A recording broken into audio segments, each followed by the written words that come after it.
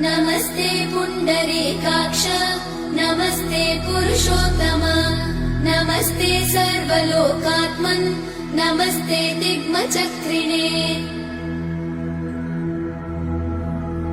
नमो ब्रह्मण्यदेवाय गोब्राह्मणहिताय च जगद्धिताय कृष्णाय गोविन्दाय नमो नमः।